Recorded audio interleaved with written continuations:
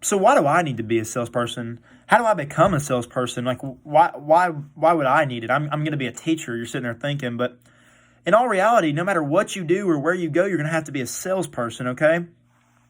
So how are you going to do it? Well, I'm going to give you 3 key factors, okay? You're going to be persistent, you got to have good relationships, and you got to be knowledgeable about the product you're selling, okay? I'm going into the sales force. I'm either going to be a pharmaceutical sales rep or I'm going to be an orthopedic sales rep, either selling shoulders, wrists, or medicine, something like that. There's a few things you need to know, though. So how to be persistent? You're sitting there wondering, what do I do to be persistent? Well, there's an 80-20 rule that you need to follow, okay? 80% of your sales comes from 20% of your customers. So 20%, it seems like a small margin, but if you really focus your attention on that, 80% of your sales are going to come from there, okay? But you don't want to be over persistent. A quote from salesforcesearch.com, it says, you need to be determined and resolute, but don't feel like a stalker. But being persistent isn't annoying or it isn't aggressive, you know? Here's the thing.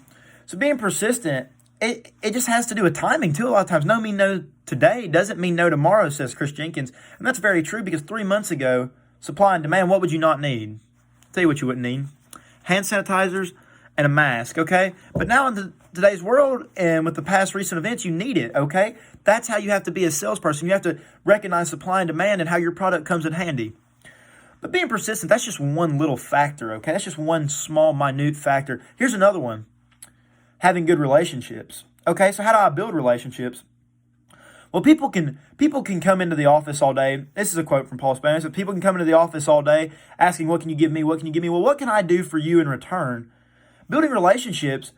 To build relationships, you follow up on what you say you're going to do. You don't lie. You don't tell them that you can do something and don't do it, because that's a really good way not to build a relationship, okay? But another thing is 33% of all sales come from relationships, says davidbaga.com. Okay, 33%, 1 of every 3 people you talk to, that's a sales relationship. That's how you're going to get that sale. Paul Spano and Chris Jenkins both agree, and as I've done some more research, the 33% comes from just like car sales, microwave sales, like just people in sales in general. Medicine sales, it's more like 50% of relationship sales. That's what it is. If the people know you and they talk to you, like and they really build trust with you, they're going to get you in front of other doctors that need your product and everything that you need. Okay? But how do they know I'm an upstanding guy? Well, it starts when you walk in the door. You talk to the greeter first. You're really nice to her. You ask her how her day is going. You bring them all lunch in the office. Well, let's say you got to go to the bathroom before your lunch. Well, you walk by the janitor. You get to talking to him. It turns out, you didn't know this, but the janitor's the doctor's brother. They both have a very clear, awesome remembrance of you now that you're just this really outstanding guy. You're steadfast and you're just a really great person. That's going to help you sell because they're going to tell the doctor that, and the doctor's going to be more likely to trust you. But that's not the only way, you can build relationships. So I've got a buddy that, let's say he's having Tuesday night poker, and he happens to be best friends with his doctor, and this doctor comes every Tuesday night. Well, how do I get myself in front of that doctor if I haven't seen him before? I like a business card. I like it short and I like it sweet. I really like it to encompass just the main details. Who I am, what I do, what's my numbers, how to get a hold of me.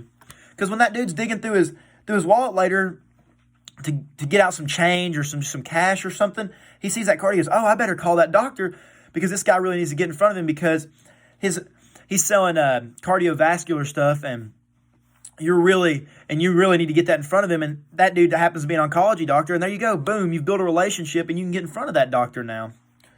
But that's not just it. That's not just it. Another key factor, and this is a big one, is knowing the product you're selling, because knowing and believing in the product you sell, that's huge. Anybody can do a simple Google search.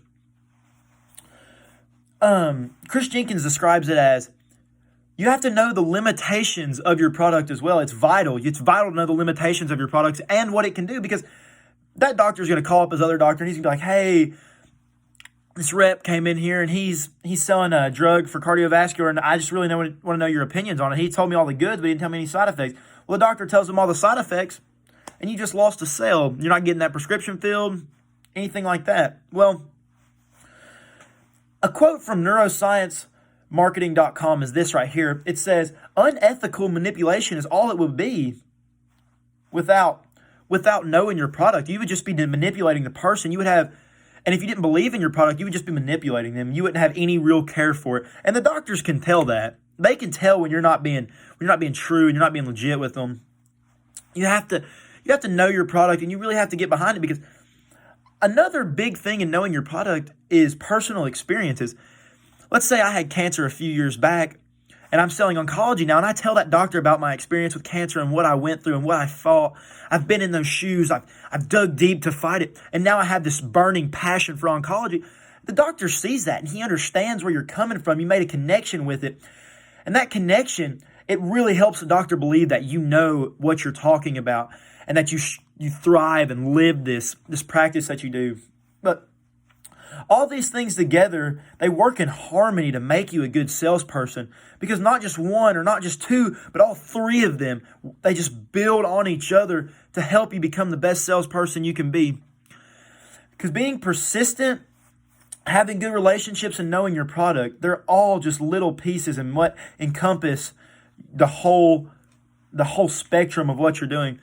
Because listen to this, no matter where you go or what you do, life's going to take you down a road where it calls on you to be a salesperson. The thing is, are you going to know what you're doing?